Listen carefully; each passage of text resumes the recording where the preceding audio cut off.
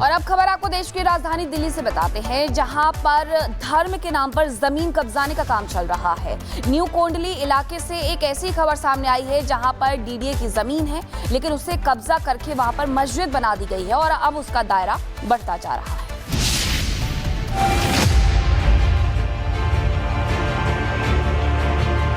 तस्वीरों में दिखाई दे रही ये मस्जिद एक और प्रमाण है लैंड जिहाद का, वो भी देश के किसी दूर दराज के इलाके में नहीं बल्कि राजधानी दिल्ली में।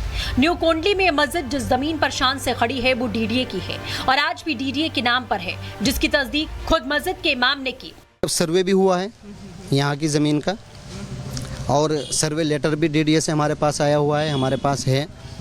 बट अब ये बोल करके हमें जो है कहा गया है कि अभी यहाँ कोई हमारा प्लान नहीं है।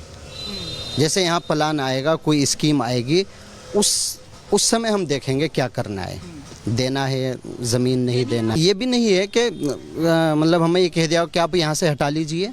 हमें ये कह दिया गया था कि जब तक कोई प्लान नहीं आता है, जब तक कोई स्कीम नहीं आती है, तब तक जो है हम आपको ज़मीन नहीं दे सकते। राजधानी के तमाम इलाकों में जहां अवैध कब्जों पर बुलडोजर की कार्रवाई जारी है, अतिक्रमण हटाया जा रहा है, वहीं धर्म की आड़ में डीडीए की जमीन पर अवैध कब्जा कर बनाई गई मस्जिद का दायरा दिनों दिन बढ़ता जा रहा है।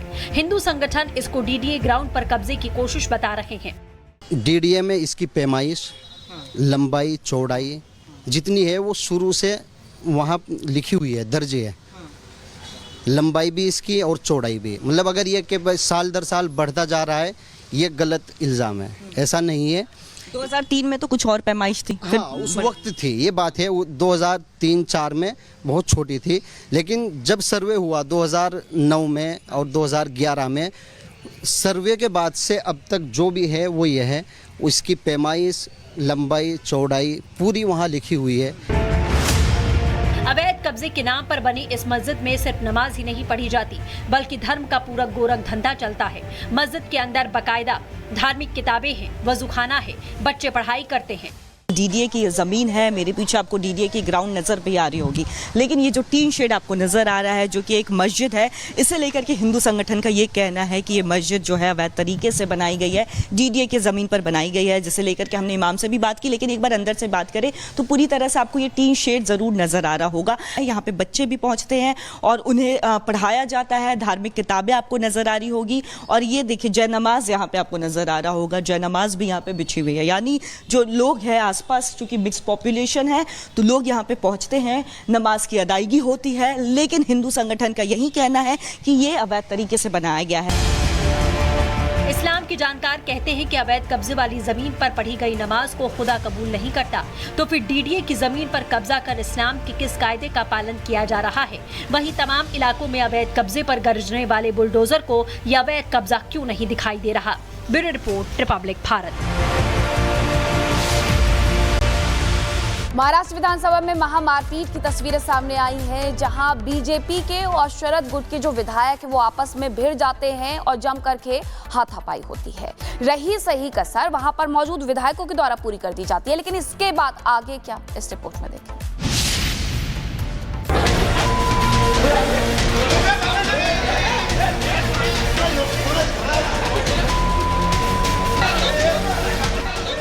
महाराष्ट्र विधानसभा WWE का रिंग बन गया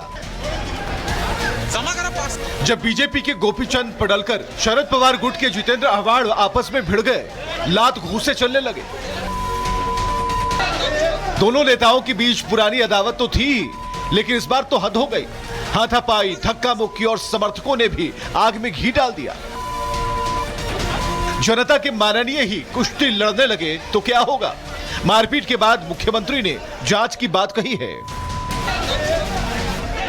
विधानसभा आणि माननीय सभापती विधान परिषद यांच्या अंतर्गत हा सगळा परिसर येतो, त्यामुळे माननीय अध्यक्षांनी आणि सभापतींनी याची गंभीर दखल घ्यावी आणि या संदर्भात जी काही कडक कारवाई आहे, जो आज घटना हुई है विधानसभा के परिसर में, तो ये दोबारा ना हो, क्योंकि इसकी चिंता विधानसभा अध्यक्ष, विधानसभा परिषद के सभापति और मुख्यमंत्री ने करना चाहिए। जनता सियासी ड्रामा देख रही है, पूछ रही है ये तमाशा कब तक? अब तो लगता है अगली बार वोटिंग बूथ पर जनता ही पहलवानों को सबक सिखाएगी। बाकी पॉपकॉर्न लाओ, अगला सीन क्या होगा कौन जाने। Bureau report, Republic Bharat. और अब खबर आपको देश की राजधानी दिल्ली से बताते हैं, जहां पर धर्म के नाम पर जमीन कब्जाने का काम चल रहा है। न्यू कोंडली इलाके से एक ऐसी खबर सामने आई है जहां पर डीडीए की जमीन है, लेकिन उसे कब्जा करके वहां पर मस्जिद बना दी गई है और अब उसका दायरा बढ़ता जा रहा है।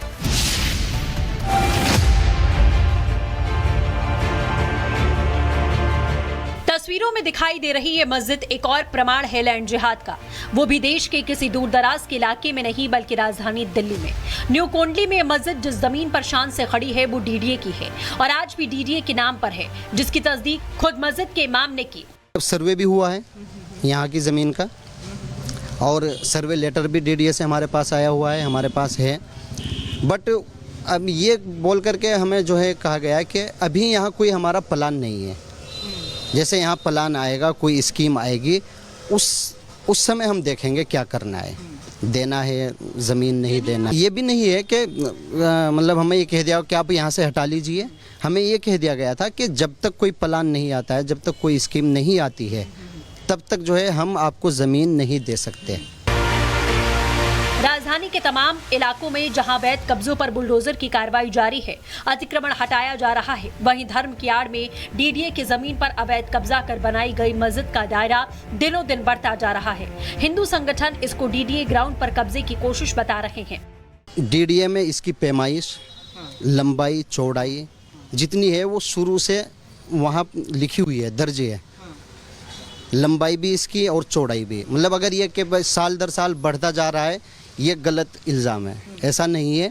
2003 में तो कुछ और पैमाइश थी। हाँ, उस वक्त थी, ये बात है। 2003-04 में बहुत छोटी थी, लेकिन जब सर्वे हुआ 2009 में और 2011 में, सर्वे के बाद से अब तक जो भी है वो ये है, उसकी पैमाइश, लंबाई, चौड़ाई पूरी वहाँ लिखी हुई है। अवैध कब्जे के नाम पर बनी इस मस्जिद में सिर्फ नमाज ही नहीं पढ़ी जाती, बल्कि धर्म का पूरा गोरख धंधा चलता है।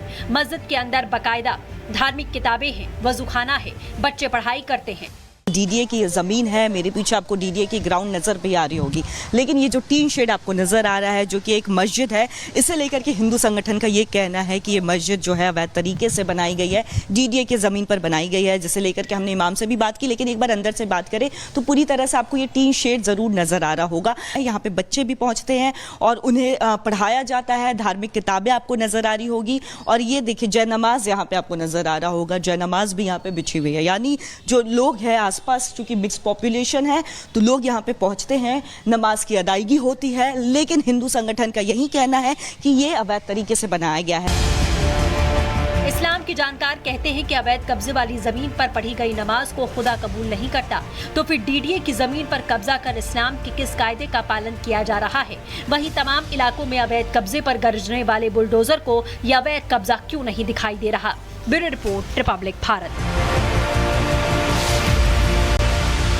महाराष्ट्र विधानसभा में महामारपीट की तस्वीरें सामने आई हैं, जहां बीजेपी के और शरद गुट के जो विधायक हैं वो आपस में भिड़ जाते हैं और जम करके हाथापाई होती है। रही सही कसर वहां पर मौजूद विधायकों के द्वारा पूरी कर दी जाती है, लेकिन इसके बाद आगे क्या, इस रिपोर्ट में देखें।